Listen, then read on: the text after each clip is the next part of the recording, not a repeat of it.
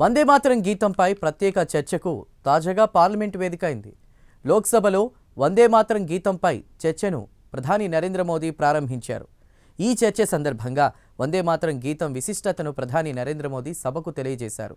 వందే మాతరం గీతం స్వాతంత్ర ఉద్యమానికి ఊపిరిలూదిందని ప్రధాని నరేంద్ర మోదీ కొనియాడారు. అంతేకాదు కొన్ని వేల సంవత్సరాల భారతదేశ సాంస్కృతిక ఔన్నత్యాన్ని వందే మాతరం ప్రతిబింబించిందని అన్నారు.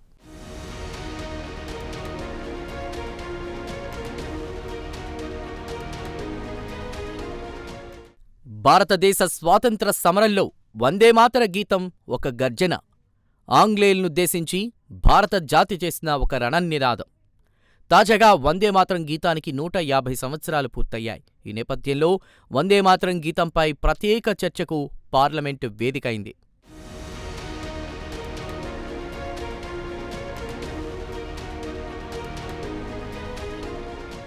కాగా వందే మాతరం గీతంపై ప్రత్యేక చర్చను లోక్సభలో ప్రధాని నరేంద్ర మోదీ ప్రారంభించారు. ఈ సందర్భంగా ఆయన మాట్లాడుతూ వందే మాతరం 150వ చారిత్రక ఘట్టానికి దేశ ప్రజలందరూ సాక్షులుగా నిలిచారన్నారు. అలాగే వందే మాతరం గీతం విశిష్టతను ఆయన తెలియజేశారు.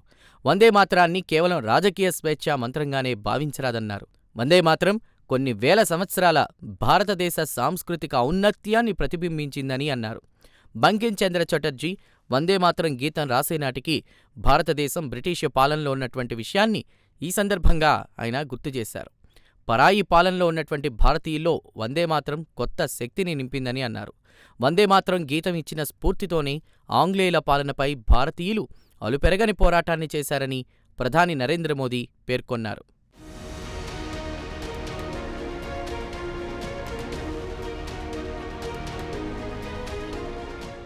కాగా వందే మాతరాన్ని కేవలం భూమి, అధికారం కోసం జరిగిన పోరాటానికి ప్రేరణగా తాను చూడడం లేదన్నారు ప్రధాని మోదీ. బానిసత్వంలో ఉన్న భారతీయులు తమ బానిస సంకెళ్లను తెంచుకుని సాంస్కృతికంగా పునరుజ్జీవింపచేయటానికి ప్రేరణ ఇచ్చిన ఒక గొప్ప దేశభక్తి గీతంగా తాను చూస్తానన్నారు ఆయన. ఈ సందర్భంగా బెంగాల్ విభజన జరిగిన నాటి పరిస్థితులను ప్రధాని నరేంద్ర మోదీ వివరించారు. ఆంగ్లేయుల డివైడ్ అండ్ రూల్ పాలసీలో భాగంగానే బెంగాల్ విభజన జరిగిందన్నారాయన. బ్రిటిష్ వారు ఈ పాపం చేసిన సమయంలో వందే మాతర గీతం ఎదురొడ్డి నిలిచిందన్నారు ప్రధాని నరేంద్ర మోదీ. అంతేకాదు వందే మాతర నినాదం ప్రజలకు ఒక గొప్ప ప్రేరణ ఇచ్చిందన్నారు. వందే మాతర నినాదమే భారత్ను బలోపేతం చేసిందని ఆయన కొనియాడారు.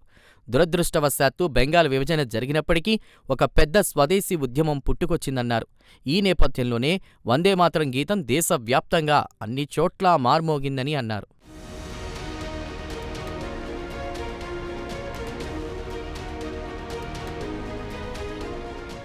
కాగా స్వాతంత్రోద్యమంలో స్ఫూర్తి నింపిన వందే మాతర గీతాన్ని బంకిం చంద్ర చటర్జీ 1875 నవంబర్ 7వ తేదీన రచించారు. అంతేకాదు బంకిం చంద్ర చటర్జీ రాసిన ఆనంద్ మఠ్ నవలలో ఈ గీతాన్ని ప్రచురించారు.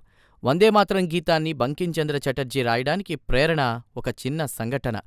ఈ నేపథ్యంలో ప్రజల్లో దేశభక్తిని పెంపొందించడానికి, వారికి ఒక ప్రేరణ కల్పించడానికి వందే మాతరం అంటూ భరతమాతను ఆరాధిస్తూ బంకిం చంద్ర చటర్జీ గీత రచన చేశారు.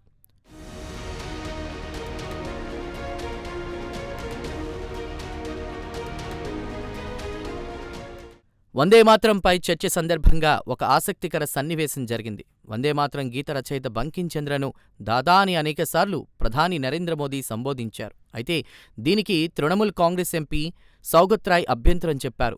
బెంగాలీ భాషలో దాదా అంటే సోదరుడని అర్థమని ఆయన వివరించారు.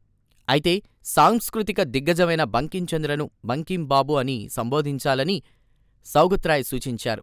కాగా ఈ సూచనకు ప్రధాని నరేంద్ర మోదీ సానుకూలంగా స్పందించారు. బంకిం చంద్రను ఇక నుంచి బంకిం బాబు అనే సంబోధిస్తానన్నారు ప్రధాని నరేంద్ర మోదీ. తన పొరపాటును సరిచేసినందుకు సౌగత్ రాయ్కు ఆయన ధన్యవాదాలు తెలియజేశారు. అంతేకాదు నేను మిమ్మల్ని దాదా అని పిలవవచ్చా అని సౌగత్ రాయ్ను సరదాగా ప్రశ్నించారు ప్రధాని నరేంద్ర మోదీ.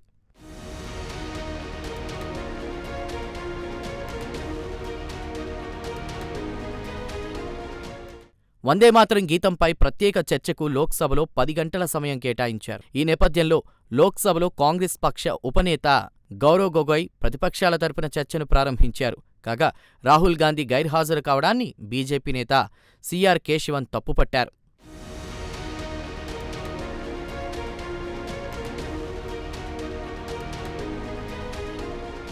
ఏమైనా వందేమాతరం గీతం విశిష్టతను అందరికీ అర్థమయ్యేలా ప్రధాని నరేంద్ర మోదీ లోక్సభకు వివరించారు.